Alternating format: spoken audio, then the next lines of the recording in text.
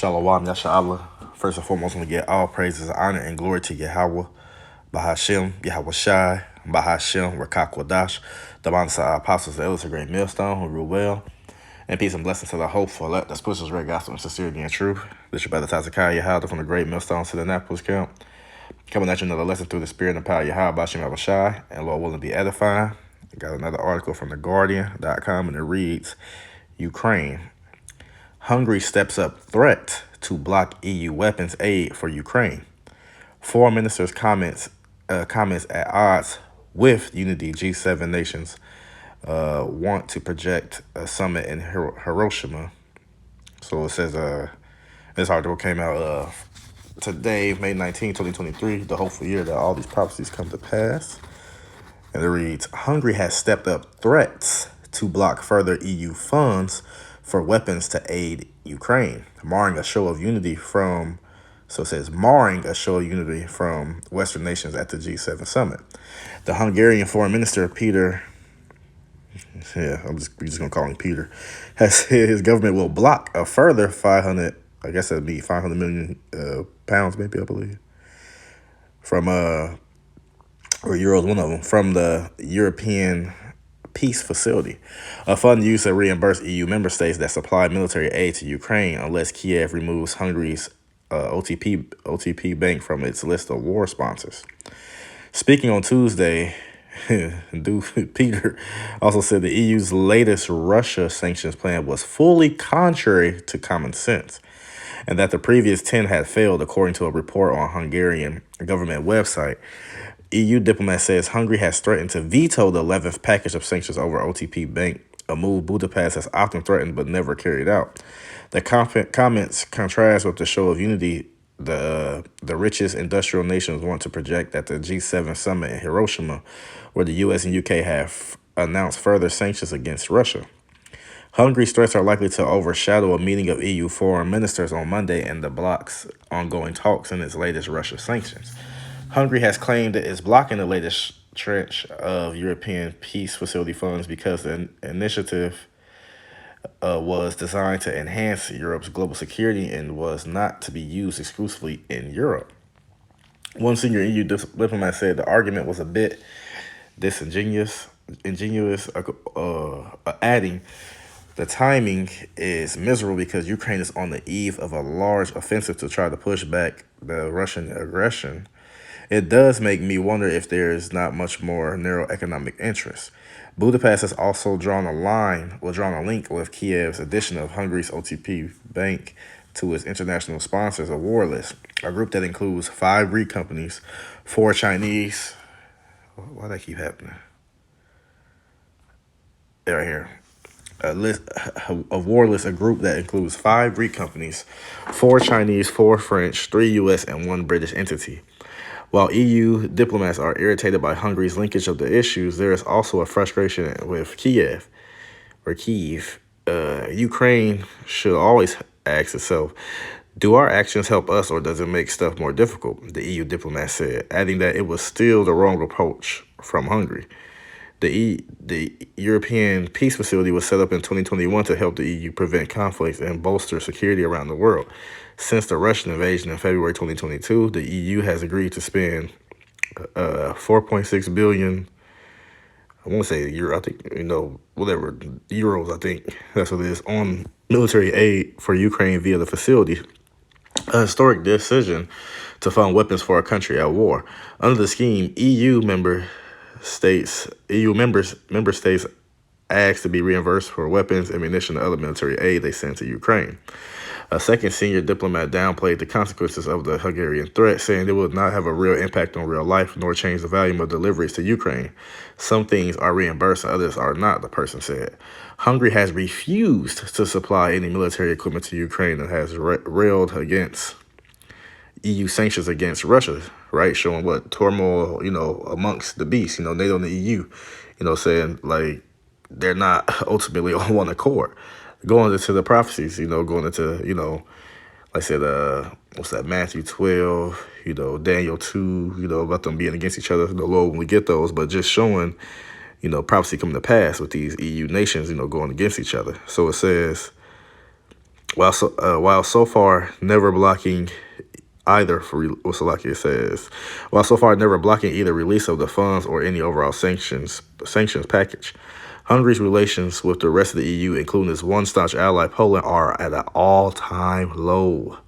The mood is unlikely to change anytime soon, especially after Viktor Orban recently appeared to compare the ambitions of the EU to Adolf Hitler's quest to dominate Europe. It says the Byzantine Empire, Charlemagne, Otto, Napoleon, Hitler all dreamed about European unity, Orban said in a recent speech, suggesting the same trend continues to this day, according to its official website. In response, the Czech Foreign Minister Jan Lipavsky said, "No one is forcing Hungarians to be part of this community if they feel this uncomfortable." So they pretty much saying, y'all can go, y'all can leave.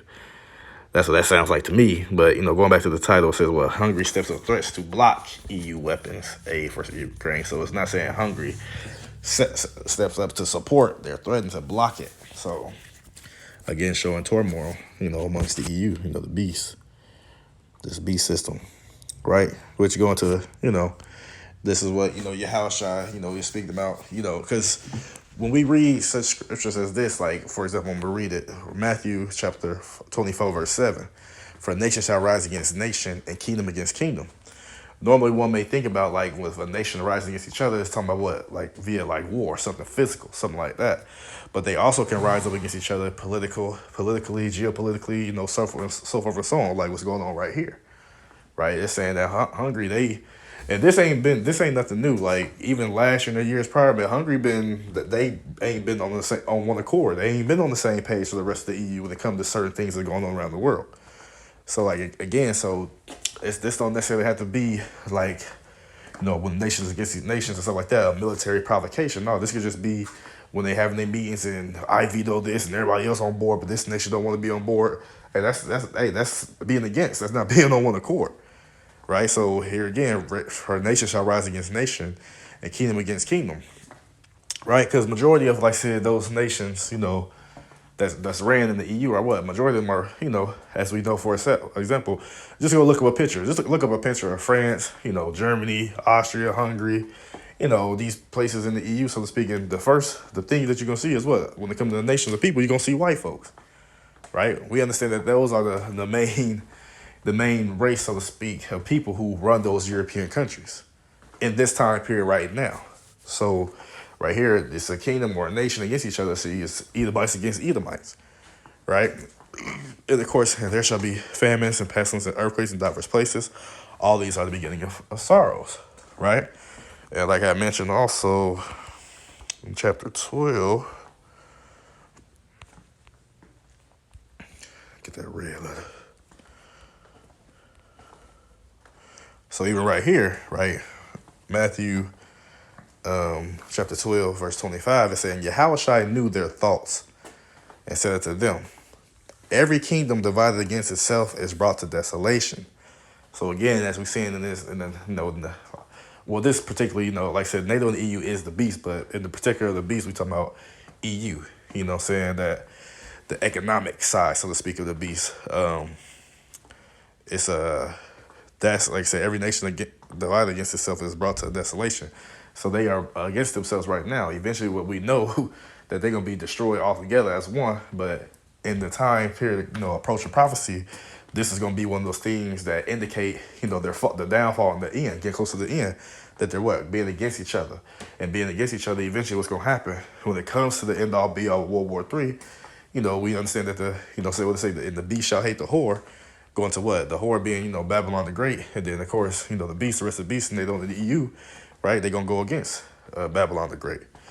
But it's like starting right now, showing the turmoil against, with going in between what Edomites against the Edomites, And it says, just like in Isaiah 19, saying, I will set Egyptian against Egyptian, saying going to what? People being against, same people being against each other. Or just that nation in itself, right? It's every kingdom divided against itself is brought to desolation. Every city or house divided against itself shall not stand. And if Satan cast out Satan, he is divided against himself. How shall then his kingdom stand? So This is telling you with these nations being against each other, even how we was back in the day, as you know, the Israelites, and we separated, we divided, we was against each other. What ultimately happened? Our kingdom fell, right? Are we not yet in the land of our captivity today? If we was on one accord doing what Yahweh Shemashai commanded us to do, we'd be together still back in our land right now. But guess what? We were against each other, and of course, as part of the Lord's will, we was against each other. What? Our kingdom fell and came desolation. So that's the same thing's gonna happen to the ones who are the powers that be, those who are in power right now. Right? It said Esau, it said the earth is given to the hand of the wicked, Esau, Edom. And we seeing what that turmoil within themselves, ultimately we know that they're going to fall. Right? They're gonna fall, politically, and ultimately they're gonna fall physically when Yahweh Shem Yahushai, sends Yahushai and the holy angels to dead this place, to dead this wicked eon, and also, send those thermonuclear warheads. So again, this is telling you, if you're not on one accord as a nation, you're going to fall. You're not gonna stand. Right? And that's what we're seeing going on right now. And then going into the prophecy in Daniel chapter 2.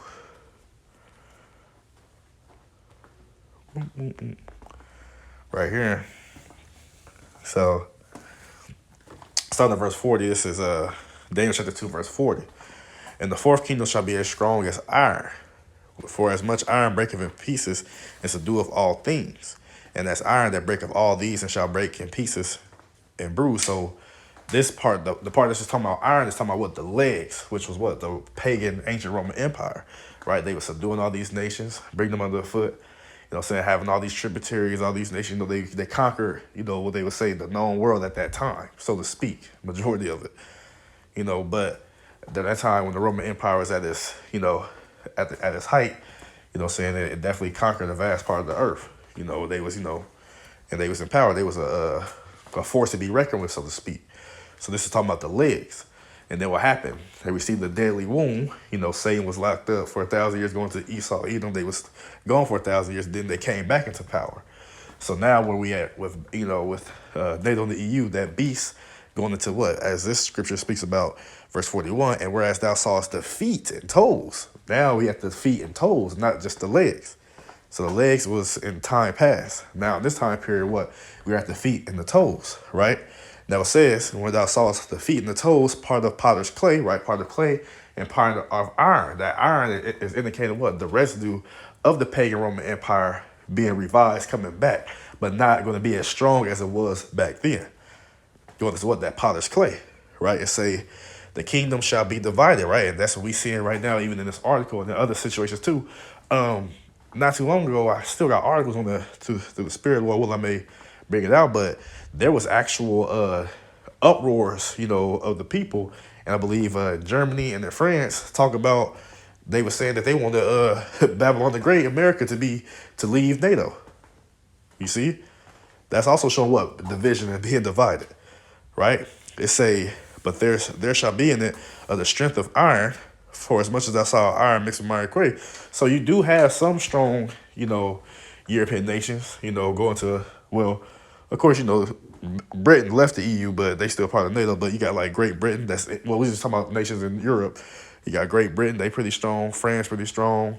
Germany pretty strong. Just to give some examples, right? But then you have some of those weaker nations going to like Hungary and Australia and Greece. Poland. In the sense like on the fence type, you have some of those other nations that's that miry clay that's not as strong. They dependent on those other countries in the EU to uphold them. So, pretty much backpack them, right? Verse 42. And as the toes of the feet were a part iron and part of clay, so the kingdom shall be partly strong and partly broken, like I was just speaking. Some of them are partly strong, right? Not only strong with what? Military force, but also what? Strong economically. Versus some of those other nations who are also what? Not as strong militarily, nor do they have a strong economy. Like you got nations like, even like Greece, and then like Italy, they especially Greece, they talking about they was talking about leaving the EU. They was talking about it because they was like, we ain't receiving the help that we need, and the economy is horrible, and so forth and so on. Some nations was actually talking about leaving the EU, going to what? More divisions. There's a point in time where they was talking about Brexit. Even France was talking about leaving. And these are various articles that you could just, type in. It's like I don't have them, but these are just the things I've been reading over the years, but I just remember them. But it says, as the toes of the feet were part iron and part of clay, so the kingdom shall be partly strong and partly broken, having some of your strong EU nations, and then you have some of some of those weak EU nations. And it says this, and whereas thou sawest iron mixed with miry clay, they shall mingle themselves with the seed of men, right?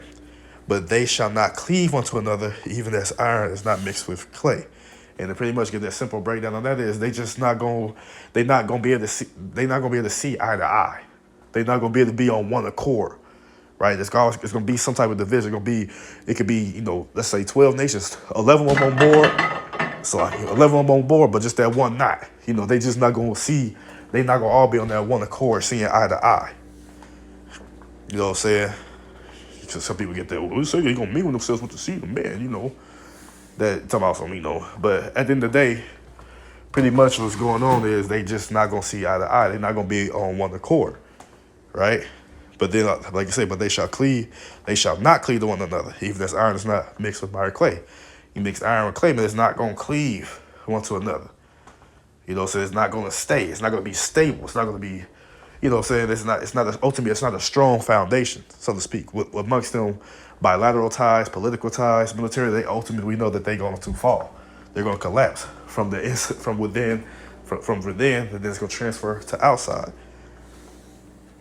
But that's what we see that's going on right now with these EU nations going against each other. Another reason too why Hungary don't want to, really, they're not really on board with the sanctions and stuff like that, because you read stuff like this. And this came out last month, but they said, Hungary agrees on option for what? More Russian gas shipments, oil transit fees. A lot of these EU nations definitely depend upon, even France get their stuff from Russia, but a lot of these EU nations, depend on Russia for its gas and energy and fuel and all this and that. And you keep putting sanctions on them and this and that, that's you pretty much, saying, ultimately, it's going to be like they going against the grain, biting the hand that feed them. Why would I put on sanctions on people who helping us out? And that's just the turmoil. That's just some of the things that they not going to be able to, like I said, agree upon. They're not going to cleave together, right? But this is ultimately, like I said, going to the prophecy of Yahweh Shemel Shai. These people, they ever thought that their house is going to continue forever. But at the end of the day, your house can't continue forever because that's going against prophecy. But ultimately, what? If y'all can't see eye to eye and be on one accord, man, y'all destroy it and it's going to be brought to desolation. That's Yahweh Shai said. But ultimately, that's all on that. Again, read that. Hungary steps on a threat to block EU weapons aid for Ukraine. So, showing you that the beast is against each other. They ain't seeing eye to eye. They at odds on a lot of things, not just this. So, Lord willing, this lesson was edifying to sincere Akim, or brothers and sisters who out there listening, and the brothers who out there teaching. I want to give all praises, honor, and glory to Yahweh, Bahashem, Yahweh Shai, Bahashem, Rakak Wadash, the balance of our apostles and elders at Great Millstone who rule well, and peace and blessings to the hopeful. Let this push this great gospel in sincerity and truth. Shalom, Yasha Allah, abide, babal.